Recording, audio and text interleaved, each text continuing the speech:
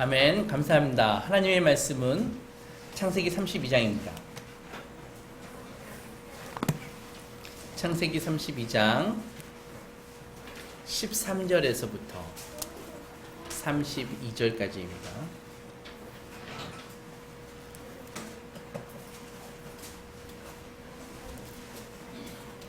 우리 받들어 읽겠습니다. 시작.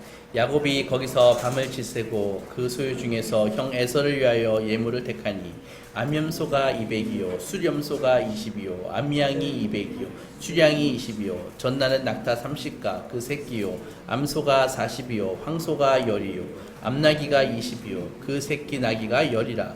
그것을 각각 때로 나누어 종들의 손에 맡기고 그의 종에게 이르되 나보다 앞서 건너가서 각대로 거리를 두게 하라 하고, 그가 또 앞선 자에게 명령하여 이르되 내 형 에서가 너를 만나 묻거든 내가 누구의 사람이며 어디로 가느냐 내 앞에 것은 누구의 것이냐 하거든 대답하기를 주의 종 야곱의 것이요 자기 주에게 에서에게로 보내는 예물이무며 야곱도 우리 뒤에 있나이다 하려 하고, 그 둘째와 셋째와 각대를 따라가는 자에게 명령하여 이르되 너희도 에서를 만나거든 곧 이같이 그에게 말하고, 또 너희는 말하기를 주의 종 야곱이 우리 뒤에 있다 하라 하니, 이는 야곱이 말하기를 내가 내 앞에 보내는 예물로 형의 감정을 푼 후에 대면하면 형이 혹시 나를 받아주리라 함이었더라.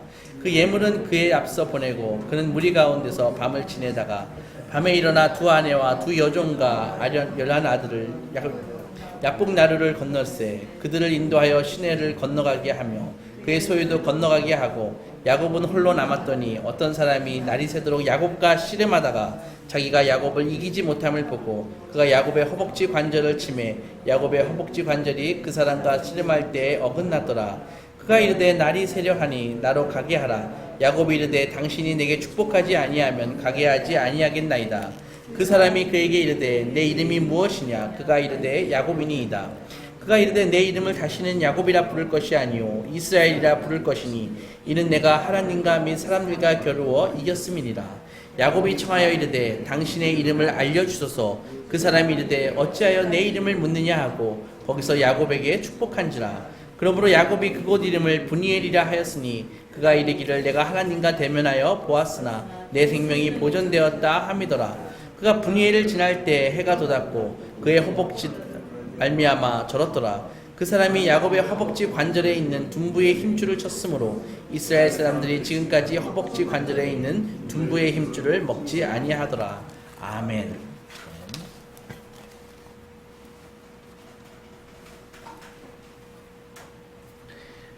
지난주에 우리가 야곱이 브니엘 체험을 하는 부분을 살펴보았습니다. 그래서 이런 말씀을 드렸습니다. 그 야곱이 한 그 브니엘 체험이라는 것은 인간이 진정으로 그리스도인이 되는 그 회심을 아주 정확하게 얘기해주는 사건이라고 그렇게 얘기했습니다. 그리고 여기서 한 가지 특징을 깨달을 수 있는 것이 있는데, 이 회심이라는 것은요, 회심이라는 것은 이거 하나님이 행동하신 결과라는 것입니다. 그러니까 오늘 본문에 우리 24절 보면은 야곱은 홀로 남았더니 어떤 사람이 날이 새도록 야곱과 씨름하다가 그렇게 돼 있지 않습니까? 그러니까 야곱에게 일어난 일은 야곱이 무슨 어떠한 일을 먼저 행한 것이 아니라 하나님이 먼저 야곱에게 찾아오셨다는 것이죠. 그러니까 그날 밤 야곱은 하나님을 만나고 하나님을 찾기 위해 애쓰고 이렇게 결심 같은 거 한 적 없습니다. 오히려 야곱은 다른 일에 주로 형을 어떻게 만날 것인가에 골몰해 있었는데 하나님이 먼저 야곱에게 찾아와서 그래서 하나님이 일을 행하셨다는 것입니다. 그러니까 이 전체의 기초는 하나님이 친히 행동하시고 일하신 결과 야곱이 하나님을 발견하게 되었다는 것입니다. 그러니까 하나님이 행동하신 결과 야곱이 하나님을 발견한 것이지 야곱이 여기서 하나님을 무슨 발견하려고 노력한 것은 아무것도 없다는 것이죠. 이것이 근본적으로 복음이 무엇인가를 알려주는 것입니다. 그러니까 한 사람이 그리스도인이 되는 것은 하나님께서 이미 행하시고 이미 여전히 행하신 것 때문에 그리스도인이 되는 것이지, 자기가 무슨 노력을 해가지고 그리스도인이 되는 사람은 아무도 없다는 것입니다. 만약에 어떤 사람이 내가 노력으로 하나님을 발견할 수 있다고 믿는다면 그것은 넌센스입니다. 그러니까 이게 이 복음의 기초도 모르는 것입니다.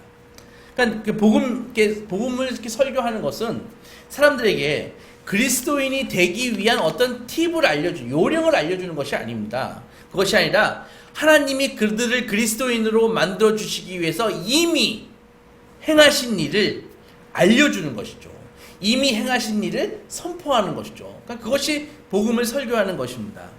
그래서 구원은 전적으로 하나님의 놀라운 은혜와 사랑의 결과라는 것입니다. 다시 말씀드리지만 아주 기본적인 것입니다. 그러니까 근본적인 것이고 이것이 바로 복음의 진수입니다. 인간은 하나님을 대적하고 죄를 범했습니다. 그래서 모든 불행이 그것에 기인한다고 말씀드렸습니다. 그리고 인간은요, 자기가 처리한 이 죄를요, 어떻게 처리할 능력이 안 됩니다. 이 처리를 어떻게 대속할 수 있는 방법도 없는 것입니다. 그러니까 인간은 절대 스스로 추구해서 하나님을 발견할 수 없다는 것입니다. 궁극적인 진리를 발견하겠다고 지금도 많은 사람들이, 많은 종교들이 뭐 참선도 하고 도를 닦을 수는 있지만은 그렇다고 절대 하나님께 도달할 수 있는 것이 아닙니다. 그렇다면 인간이 아예 소망이 없을까요? 아닙니다. 그런 것은 아니죠. 그러니까 우리가 소망이 있는 이유는 우리 자신은 그 일을 할 수 없지만 찬양받기에 합당하신 하나님께서 이미 모든 것을 다 이루어 놓으셨기 때문에 우리는 거기에 소망이 있는 것이죠. 하나님이 죄와 비참함과 수치 가운데 빠져있는 인간을 내려다보시고 구원의 길을 우리에게 제공해 주셨기 때문에 우리가 소망이 있는 것입니다. 그래서 갈라디아서 4장에서 이렇게 말씀하십니다. 하나님이 그 아들을 보내사 여자에게서 나게 하시고 율법 아래에 나게 하신 것은 율법 아래에 있는 자들을 속량하시고, 그렇게 적혀 있지 않습니까? 그러니까 복음의 메시지는 바로 이것을 말해줍니다. 하나님이 독생자 나사렛 예수 그리스도, 베들레헴에서 아기로 태어나신 분을 보내주겠다는 것, 그리고 보내주셨다는 것, 하나님이 우리 죄를 속하시고 그를 이 세상에 일부러 보내주셨다는 것, 이 땅에 오신 예수께서 인류의 죄를 짊어지셔서 갈보리에서 십자가형을 받으셨다는 것, 그렇게 하나님이 고린도후서 5장에서 말씀해 주셨듯이 우리를 죄를 알지도 못하신 이를 우리를 대신해서 죄로 삼으신 것은 우리로 하여금 그 안에서 하나님의 의가 되게 하려 하심이라, 이렇게 적혀 있습니다. 여러분들, 이런 예배를 통해서 하나님이 우리에게 하시는 일이 있습니다. 뭐냐 하면은 성령님을 통해서 우리에게 말씀해 주시는데, 보세요. 야곱이 분이엘이라는 특별한 장소에 도착했던 것처럼 지금 우리도 이 예배 자리에 있습니다. 그죠? 그렇습니다. 그래서 우리가 여기에 올 때는 서로 다른 목적과 다른 생각과 지금도 많은 생각으로 여기에 앉아 계시지만은 그것은 중요한 것이 아니고요. 중요한 것은 하나님이 아시고 하나님이 말씀하시고 성령 하나님이 우리에게 어떤 것들을 계시해 주신다는 것입니다. 그러니까 반드시 예배에서는 계시를 받고 가야 된다는 것이죠.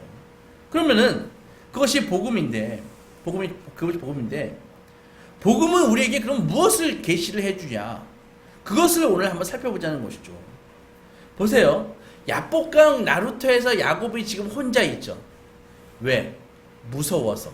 두려움에 떨고 있죠. 자기의 그 형이 자기를 죽이려고 400명의 군인들을 이끌고 지금 오고 있다는 소식을 들었기 때문에 야곱은요, 우리가 다 알듯이 자기가 갖고 있는 재산을 먼저 다 보냈습니다. 1차로 보내고 2차로 보내고 3차로 자기 처자식과 종들을 다 보내고, 그리고 야복강 나루토에 지금 혼자 있지 않습니까? 그런데 그때 하나님이 찾아오셔가지고 야곱에게 무언가 계시를 해주시거든요. 그러면은 복음이요, 그러니까 야복강 나루토에서 하나님이 야곱에게 계시를 해주셨는데 지금 이 자리에서, 이 예배의 자리에서 하나님은 우리에게 무엇을 계시를 해주시냐는 것이죠. 그것을 우리는 야복강 사건을 통해서 그것을 한번 바라보자는 것입니다. 지금 이 자리에, 이 예배에 하나님은 우리에게 무엇을 계시해 주는가? 첫째는요, 한 세 가지로 살펴볼 것인데요. 복음이 우리에게 예배를 통해서 계시해 주시는 그 첫 번째는, 우리가 많은 시간과 열정을 막 쏟고 있는 그런 문제가 지금 있지 않습니까? 그런데 우리가 그토록 그 염려하고 괴로워하고 있는 그 문제가 사실은 중요한 것이 아니라는 것을 우리에게 가르쳐 줍니다. 오늘 본문을 보세요. 야곱은 모든 소유물과 남녀, 종, 그리고 처자식을 먼저 약복강으로 먼저 다 건너보냈습니다. 그죠? 그리고 혼자 남으면서 생각했습니다. 자, 이제는 나의 문제는 이제는 에서형만 남았다. 에서형만 남았다. 내가 해결해야 될 문제는 이제 에서형이다. 야곱에게 에서가 유일한 문제였습니다. 그래서 에서에게 어떻게 접근할지 막 계획을 세우고 머리를 굴리고 막 그렇지 않습니까? 유일한 문제니까. 그 단순한 이야기 차원에서 보면은 이 사건 때문에 창세기 32장이 재밌어지는데, 혹시 이 야곱 안에서 지금 이 문제를 해결하려고 막 발버둥 치고 있는 야곱 안에서 우리의 모습이 보이지 않으신가요? 여기 야곱이 있습니다. 그는 지금 고향으로 돌아가려고 하고 있죠. 그런데 그곳에는 형 에서가 있지 않습니까? 그러니까 우리가 하고자 하는 그 목적에는 항상 목적을 어렵게 만드는 무엇인가가 그 과정에 다 있다는 것이죠. 야곱은 에서에게 어떻게 할 수 있을까요? 자, 야곱의 속셈을 한번 볼까요? 그런 속으로 이렇게 생각하고 있습니다. 첫째, 나는 에서형을 꽤 잘 알고 있어. 그래서 내가 마지막으로 에서형을 본 이후로 에서형이 특별히 달라지지 않았다면은 얼마든지 나는 에서를 돈으로 매수할 수 있을 거야. 돈으로. 그래서 먼저 우리 형이 양을 아주 좋아해. 새끼 낳는 양을 아주 좋아해. 그래서 내가 형에게 양과 염소를 1차로 팍 바치고 그것만 보면은 화가 날 테니까는 화가 날 즈음에 다시 2차로 보내는 양과 염소를 탁 받으면은 우리 에서 형이 감동막을 먹을 거야. 그래서 나를 용서해 줄 거야. 이런 생각을 하는 것이죠. 우리는 야곱이 어떤 계획과 묘책을 갖고 있는지 잘 알고 있습니다. 여기서 더 한 걸음 나아가서 보겠습니다. 그는 아마 이 형 에서 이 문제를 놓고 기도도 했을 것입니다. 하나님, 저를 불쌍히 여겨 주시옵소서. 그리고 제가 예전에 베델에서 하나님 만나셨을 때 저를 축복해 주시겠다고 약속하셨죠. 지금 딱 그 축복을 기억해 주시옵소서. 지금 딱 주님이 축복해 주실 때입니다. 막 이런 생각도 하면서 하나님께 막 기도를 올렸을 것이라고요. 그리스도인이 아니더라도 많은 사람들이 기도합니다. 자기의 그 재산이 잃어버릴 염려가 있을 때, 자기의 건강이 지금 위태로울 때, 자기의 자식이 그지같이 앞길이 안 풀릴 때 다 기도합니다. 다 그런 건 아니겠습니까? 야곱 역시 깊이 생각하고요. 나름 작전을 세우고 기도했습니다. 그에게 남은 문제는 오직 한 가지, 에서였습니다. 근데 이것만 돌파할 수 있으면은 나는 될 텐데, 이런 생각을 하고 있는 것이죠. 형 때문에 끙끙대고 괴로워하고 어쩔 줄 몰라 있을 때, 그날 밤 야곱에게 어떤 일이 벌어졌죠? 하나님이 야곱에게 그가 지극히 중요한 문제는 고려하지 않고 있다는 것, 진짜 문제는 에서가 아니라는 사실을 계시해 주셨습니다. 바로 이것이 복음이 하는 첫 번째 일입니다. 신기하지 않습니까? 내가 지금 생각하고 있는 가장 중요한 문제를 그것이 아니라고 복음은 가르쳐 주는 것이 복음의 첫 번째 하는 일이라는 것이죠. 우리가 살고 있는 이 골치 아픈 세상을 향해서 복음이 주는 첫 번째 메시지가 바로 이런 것입니다. 이 세상은 진짜 문제를 직면하려고 헤아리지 않는다는 것이죠. 야곱처럼 이 세상도 지금 자신이 곤란에 빠져 있음을 알고 있습니다. 얼마나 문제가 많습니까? 불쌍한 야곱이 그곳에 혼자 있었습니다. 잠도 오지 않습니다. 몹시 불안하고 괴로워서 도저히 잠을 이룰 수가 없습니다. 오늘날 우리도 마찬가지 아닙니까? 진지하게 한번 이 삶을 살고 있는 사람은 이 세상이 지금 얼마나 엉망이라는 것을 다 발견할 수 있습니다. 그러나 그것은 중요하지 않는 것이죠. 중요한 것은 그 공경이 무엇이냐, 그런 것인데, 먼저 그 공경이 무엇인지 말씀드리겠습니다. 바로 야곱이 오래전에 한 짓을 지금 우리도 고스란히 그대로 하고 있다는 것입니다. 사람들은요, 골치 아프게 하는 이 문제를 해결하기 위해서 지금도 어마어마한 에너지를 거기에 쏟고 있는 것이죠. 이 세상은 지금 무슨 생각하고 있을까요? 세상은 이런 것을 생각하고 있지 않나요? 우리가 북한 핵 문제만 해결되면 만사가 잘 풀릴 텐데. 이 일본과 무역 전쟁에서 우리가 승리하면은 우리나라가 좀 앞으로 좀 잘 풀릴 텐데. 우리 당이 다시 정권만 다시 뺏어올 수 있다면은 우리나라가 정말 잘 될 텐데. 이런 생각하고 있지 않을까요? 그래서 유엔에서 북에 대한 북의 제재를 가하고 국제회담 등을 통해 가지고 어떻게 전쟁을 예방하려고 하고 이 경제 문제를 해결하려고 막 노력을 하고 있습니다. 그죠? 우리 사회에 얼마나 많은 문제들이 있습니까? 부정과 부패와 살인과 불륜과 이 소득의 불균형과 인구 절벽과 이혼과 도덕성 악화와 이런 붕괴들, 이런 문제들이 얼마나 많습니까? 그러니까 이런 문제들을 다루기 위해서 지금도 다양한 묘책을 사용하고 있는 것이죠. 세상은 바로 이런 것들을 지금 생각하고 있는 것입니다. 그런 거 아닌가요? 그러면 우리는요, 지금 문제라고 보이는 것은 다 이런 것들이 문제인 것으로 우리는 지금 보고 있는 것입니다. 그렇지요? 야복감 나루터에서 어떻게 에서의 마음을 누그러뜨릴 수 있을까? 지금 야곱이 그것 외에는 보이는 게 아무것도 없다는 것이죠. 마찬가지로 우리가 살고 있는 이 세상도 수시로 세계의 리더들이 만나가지고 핵 문제를 해결해 보려고, 경제 문제를 해결해 보려고 노력하지만은 그들은 지금까지 복음을 위해서는 일주일을 만난 적도 없으면서 말입니다. 그리고 그 사람들이 이 세상의 진짜 문제는 우리가 알고 있듯이 우리가 맨날 보는 인터넷에서 보는 것들, 뉴스에서 보는 것들, 신문에서 보는 것들, 이런 것들이라고 문제가 이런 것들이 우리의 문제라고 생각을 하고 있는 것이죠. 또한 그 문제를 다루고 있는 방법 역시 야곱과 똑같습니다. 아마 지금처럼 이 세상이 그 문제들을 해결하려고 어마어마한 자원을 퍼부으면서 문제를 해결하려고 노력하는 적은 아마 없었을 것입니다. 정말 역사상 지금처럼 이렇게 수많은 사람들이 노력하고 있는 것은 없었을 것입니다. 그럼에도 그 결과는 어떻습니까? 지금도 인생들은 계속해서 무너지고 있는 것입니다. 이 시간도 많은 인생들이 지금 무너지고 있습니다. 그리고 우리는 지금 그 문제를 다루려고 애쓰고 있는 것이죠. 그런데 이 문제들을 해결하는 애쓰는 방법이 지극히 세상적인 그런 방법을 살펴보면은 무언가 이 문제를 해결하는 방법에는 무언가 빠져있고 애석한 것이 있다는 것입니다. 잘 보면 그것이 보일 수 있다는 것입니다. 무엇이 애석할까요? 이 세상은 이 근본적인 문제는 왜 이 세상은 이 근본적인 문제는 거들떠 보지도 않고 이 현상에 우리가 보이는 문제만 가지고 현상만 부여잡고 그 문제를 해결하려고 하고 있을까요? 여전히 많은 방법과 기관과 위원회를 만들어서 문제를 해결하려고 하지만은 여전히 비참하고 여전히 세상은 불행하고 여전히 이 세상은 한심합니다. 물론 이것은 세상만 그런 것이 아니라 우리 개인도 마찬가지라는 것이죠. 지금 이 세상에는요, 야곱의 행동을 그대로 반복하면서 살아가는 사람들이 얼마나 많은지 모릅니다. 세상에는 이렇게 말하는 사람이 있습니다. 잘 생각해 보세요. 내가 좀 재산만 조금 더 있으면은 괜찮아질 텐데.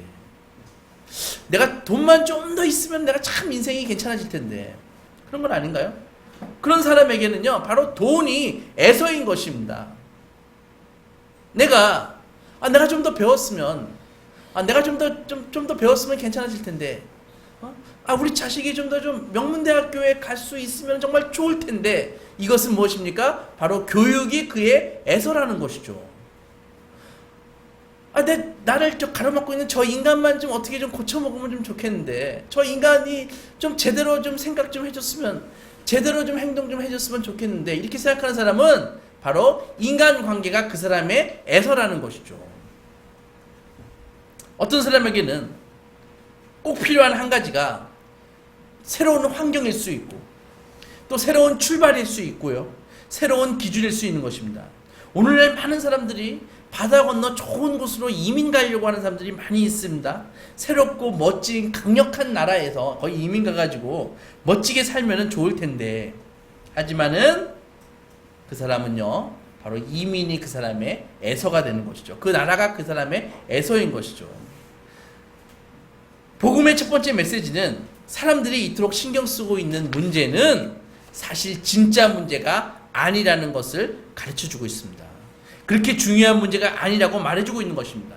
그러니까 하나님은 야곱에게 에서라는 것은 그렇게 중요한 것이 아니야 라고 보여주고 가르쳐 주시기 위해서 하나님은 나타나신 것이죠. 그러면은 당장 나온 거죠. 그럼 무엇이 중요한 문제인가? 지금 400명이 나를 죽이겠다고 쫓아오고 있는데 야곱에게 그러면 에서가 제일 큰 문제지. 내가 지금 돈이 이렇게 없어가지고 이렇게 고통받는데 돈이 제일 큰 문제지. 우리 자식이 멍청해가지고 공부를 잘 못해가지고 인류대학을 못 가는데 그게 큰 문제지.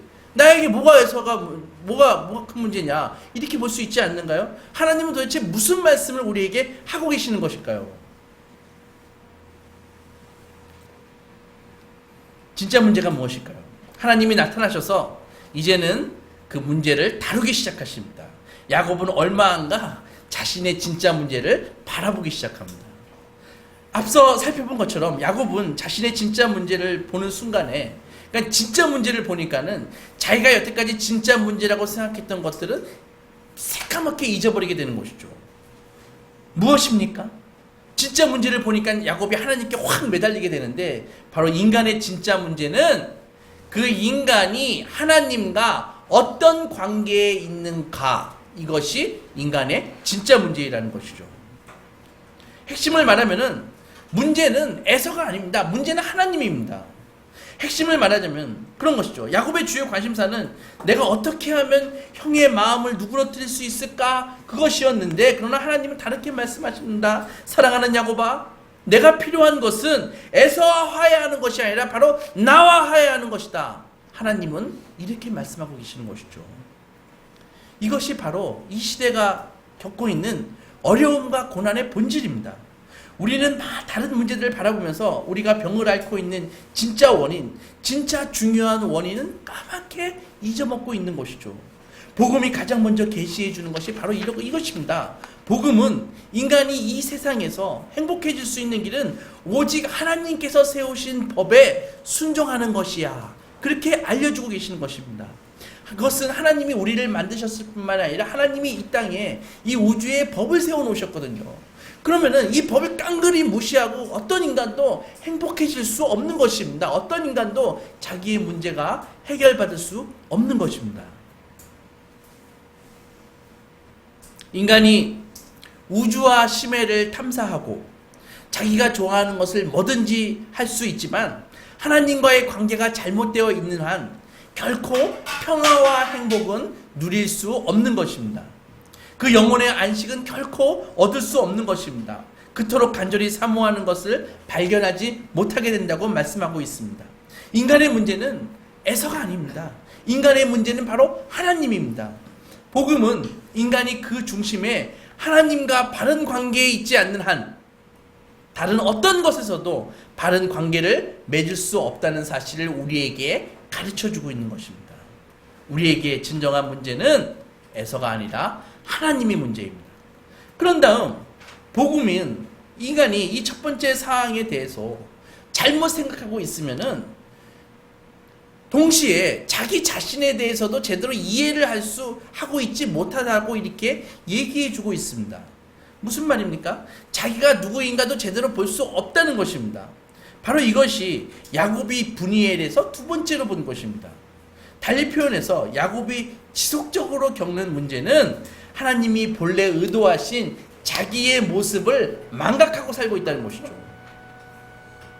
외산촌집 밧단 아람에서 야곱은 아주 성공적으로 살았습니다. 비즈니스가 정말 잘 됐죠. 야곱은 새끼만 나면은 자기가 그 신풍나무를 줄기를 딱 꺾어가지고 염소와 양이 교배할 때 신풍나무를 탁 흔들면은 꼭 아롱진 거와 점박이들이 막 나지 않습니까? 그래서 점이나 아롱진 것이 없으면 삼촌 거였는데 점이나 아롱진 것이 나오면은 야곱 거였으니까. 그런데 딱 교미할 때마다 나무 껍질을 탁 꺾어가지고 점박이가 나와라 하면은 딱 새끼 나면 점박이가 나왔지 않습니까? 하나님이 그렇게 은혜를 주셔가지고 야곱의 재산이 어마어마하게 불어났지 않습니까? 그러니까 야곱은 삼촌 집에서 정말 이 비즈니스도 잘 되고 아주 정말 재산도 늘어나고 잘 살았어요. 정말 잘 살았습니다. 그리고 이제는 성공했기 때문에 야곱석의 머리에 있는 오직 한 가지 생각은 한 가지밖에 없습니다. 이제는 고향으로 돌아가서 내가 풍족한 삶을 살기만 하면 된다. 그죠? 그것이었습니다. 내가 많은 재산을 이제 이걸 잘 유지해서 내가 이제 가정생활도 즐기고 세상의 눈으로 볼 때 정말 성공한 사람으로 살아가는 것이다. 그렇게 그렇게 유일한 소망이었습니다. 처자식이 있겠다, 가축 많겠다. 이제는 이제 고향으로 돌아가가지고 쨍 하고 해딸 날 돌아올 거라고 생각을 했던 것이죠. 그런 그에게 하나님이 찾아오셨습니다. 하나님은 본래 의도하신 야곱의 모습에 비춰볼 때 그의 생각이 참 터무니없다고 하나님은 생각하셨습니다. 잊지 마라, 야곱아. 야곱의 주인은 야곱이 아니다. 네가 아니다. 너의 주인은 곧 나야. 하나님은 지금 이 말씀을 하고 계시는 것이죠. 마찬가지로 여러분의 주인은 여러분이 아닙니다. 하나님이십니다. 태양이 지구를 도는 것이 아니라 지구가 태양을 도는 것입니다. 많은 사람들이 하나님은 자기의 꿈과 야망을 이루는 어떤 서포터 정도로 생각을 한다는 것입니다. 우리의 목적이 그런 것인가요? 하나님은 그걸 하시기 위해서 우리를 창조하셨나요? 아니죠. 다시 말씀드립니다. 태양이 지구를 도는 것이 아닙니다. 지구가 태양을 도는 것입니다. 야곱은 장자권을 받은 사람이죠. 장자권. 야곱이 뜻도 모르고 형에게 사기쳐서 얻어냈던 그 장자권, 그것이 무슨 의미입니까? 그는 하나님의 축복을 받은 것 아닙니까? 하나님이 그에게 축복을 주신 것은 그를 통해서 하나님의 선하신 뜻을 이루기 위해서 축복을 하셨다는 것입니다. 쨍하고 했던 날 부르면서 고향에서 잘 먹고 잘 살려고 그렇게 하나님께서 그에게 장자권을 주신 것은 아니시죠. 분이엘에서 하나님은 야곱을 불러서 그의 참된 본질이 무엇인지, 진정한 사명이 무엇인지 깨우쳐 주셨습니다. 이것이 바로 그리스도의 복음이 인간을 찾아올 때 일어나는 일이라는 것입니다. 복음은 인간에게 찾아와 이렇게 묻습니다. 당신이 지금 살고 있는 인생은 본래 하나님이 의도하신 인생과 지금 일치합니까? 이것을 묻고 있는 것이죠. 인간은 하나님에 의해서 하나님의 형상대로 만들어졌습니다. 인간은 하나님과 교제하도록 만들어졌습니다. 그리스도를 닮도록 만들어졌습니다. 자신과 하나님을 연결시켜주는 영혼을 갖고 있음을 알아야 되는 것입니다. 그런데 지금 인간의 모습이 어떠한가요? 복음은 우리에게 찾아와 우리가 하나님을 떠나고 그리스도를 떠나고 살아가는 것으로 하나님께서 인간을 만드신 창조 목적에 완전히 위배된 삶을 살고 있다고 가르쳐주고 있습니다. 인간은 본래 하나님과 교통하도록 창조되었습니다. 복음은 우리에게 그것을 깨닫게 해주는 것입니다. 셋째로 복음은 우리가 위험한데 그 위험이 정말 위험의 본질이 뭐가 위험한지를 깨닫게 해주고 있는 것입니다.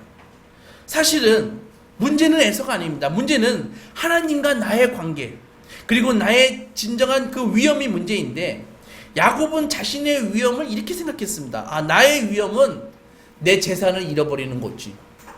나의 위험은 내 처자식이 위험한 것이지. 형이 군인들을 데리고 와서 내 처자식을 죽이고 내 재산을 빼앗고 나를 죽이려고 하는 것이 나의 위험이다. 야곱은 이렇게 생각했거든요. 그래서 기도했죠. 근데 하나님이 뭐라고 하셨습니까? 야곱아, 너의 가장 큰 위험은 그런 게 아니다. 너의 가장 큰 위험은 바로 네 영혼을 잃을지도 모르는 것이 가장 큰 위험인 것이다. 너가 지금 걱정하고 있는 건, 너가 지금 빼앗길까봐 손에 움켜쥐고 있는 것은 너 조만간 너 다 손을 놓고 나에게 와야 돼. 네가 언젠가 더 이상 삶의 시간이 이제 끝나서 죽음을 기다리며 침상에 누워있을 때 그거 다 놓을 수밖에 없는 거야. 그때 너는 그것들 가운데 하나도 가져갈 수 없어. 그렇다면 그 순간에도 내가 너에게 준 그 영혼만은 너는 여전히 너를 갖고 있을 거야. 너는 갖고 있을 거야. 그 영혼으로 너가 이 땅에서 무엇을 했는지 나에게 와서 결산보고를 해야 된다. 야곱아, 그거 잊으면 안 돼. 야곱아, 너의 영혼은 내가 너에게 준 거야. 이 순간 네가 가장 큰 위험이 무엇인지 정말 모르고 있구나. 바로 그 영혼을 잃어버릴 수 있다는 것이 너의 가장 큰 위험이야. 창조주인 내가 원했던 사람이 되지 못한 것, 장자권 축복을 소유했으나 그 장자권 축복대로 살아가지 못한 것, 바로 그것이 네가 처한 가장 큰 위험이다. 이것을 알려주고 있는 것이죠. 창조주인 나와 이 잘못된 관계, 이 엉뚱한 이 문제로 인해서 괴로워하고 걱정하면 안 된다. 이것을 알려주고 있는 것입니다. 그런데 하나님께서는 그 다음에 진짜 문제가 무엇인지 보여주는데, 감사하게도 그것이 전부가 아니라 이제는 하나님은 새로운 복을 주십니다. 야곱은 분이엘에서 스스로 생각했습니다. 이제 내 미래는 어떻게 될까? 형 에서의 마음을 누그러뜨리고 저 강을 건널 수만 있다면 고향에 정착해서 아주 부유하고 풍족하고 행복한 사람이 될 수 있겠지. 가축도 많겠다. 농작물도 있겠다. 처자식도 있겠다. 토끼 같은 새끼들도 있겠다. 그런데 바로 이것이 야곱이 탐내고 있던 인생인데, 하나님은 그날 밤 야곱을 만나 주시면서 야곱에게 엄청난 축복을 주십니다. 그 복은 가서 그 복이 너로 하여금 그 복이 딱 임했을 때, 그는 소떼나 양떼 무슨 애서 이 밖에 모든 것 새까맣게 다 잃어버릴 만큼 큰 축복의 비전을 주시는데요. 야곱은 하나님을 만난 것입니다. 이때 하나님은 야곱에게 그를 위해서 비축해 두신 축복을 이제 막 쏟아부어 주시는데, 무엇입니까? 바로 그것은 이런 것입니다. 죄를 용서해 주시겠다고 하는 약속, 자기에게 그 손을 얹어 주시겠다고 확신시켜 주시는 것, 그리고 열방의 아비이자 궁극적으로 이 세상의 구주가 되시고 메시아가 바로 야곱 너의 몸을 통해서 태어날 거야 라는 축복을 주시는 것이죠. 바로 이 하나님을 만나는 것입니다. 그때 야곱은요, 정확하지는 않지만 희미하게나마 자기 몸을 통해서 앞으로 메시아가 오실 것이라는 사실을 야곱은 믿었습니다. 그래서 야곱의 한 말이 무엇입니까? 당신을 가게 하지 않겠습니다. 내가 당신을 가게 하지 않겠나이다. 이 말을 야곱이 했던 것이죠.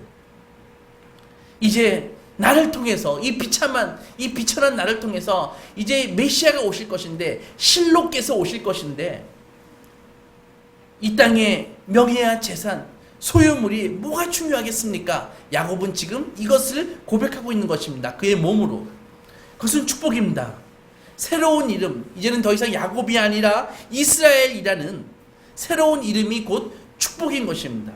복음은 죄사함과 용서, 그리고 하나님이 정말 나의 이 빽빽한 구름처럼 많은 이 어마어마한 죄들을, 엄청난 죄들을 깨끗하게 도말하시고 등 뒤로 던져버리시고 더 이상 나의 죄를 기억하지도 않으시겠다고 하는 것, 이것이 바로 새로운 이름을 받는 것이고, 이것이 바로 진정한 복인 것입니다.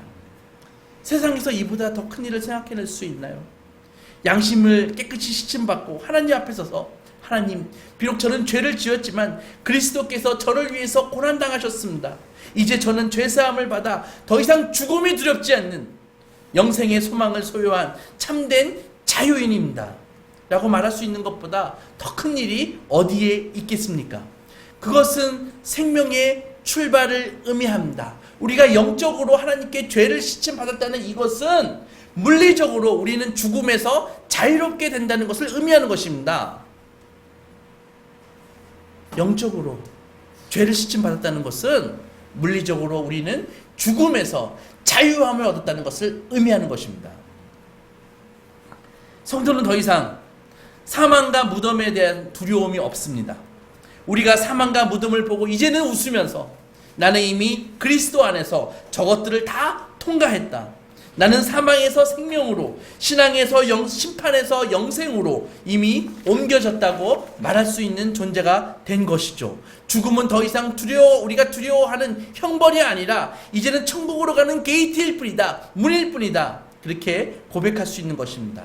복음은 우리에게 절대 사라지지 않을 영원한 소망을 주고 있는 것입니다.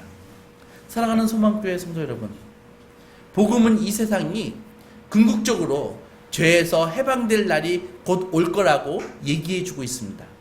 하나님의 아들 나사렛 예수께서 이 땅에 다시 오실 때 그의 모든 원수인 사탄과 죄와 악과 추하고 더러운 죽음은 다 멸망시킬 것이라고 얘기하고 있습니다. 하나님의 온전한 통치가 이루어질 것이고 이루어지는 그 새하늘과 새 땅이 우리에게 임할 것이라고 알려주고 있습니다. 그리스도인들은 천국이 임한 이 새하늘과 새 땅에서 새로운 몸을 입고 하나님의 얼굴을 보며 그분의 뜻에 따라 이 땅을 통치하며 영원한 복을 누리며 살 거라고 말씀하고 있습니다. 예수 그리스도를 머리로 우리는 그분과 함께 영원히 살게 될 거라고 얘기하고 있습니다. 이것이 여러분 솔직하게 스스로 질문하십시오. 지금 이것이 믿어지십니까? 그렇지 않다면은 아직도 이 세상의 문제가 나에게는 가장 크게 보이고 내가 고민하고 있는 이 에서가 나를 가장 괴롭히는 요소이고 이것만 해결된다 하면 문제가 없다고 생각한다면은 여러분들 지금 하나님께 기도하십시오. 아니 부르짖으십시오. 이 시간 외치십시오. 당신을 가게 하지 않겠습니다. 당신을 가게 하지 않겠습니다. 나에게 하늘의 자원을 내려주시옵소서. 정직하고 진지한 마음으로 하나님께 이렇게 말씀드리십시오. 그러면 하나님이 그 옛날 야곱을 축복하신 하나님이 여러분들도 축복하실 것입니다. 우리 모두 이 분이엘의 축복을 받아 야곱의 삶이 아닌 이스라엘의 삶을 사시는 소망의 성도들이 되시기 주의 이름으로 축원합니다. 기도하겠습니다.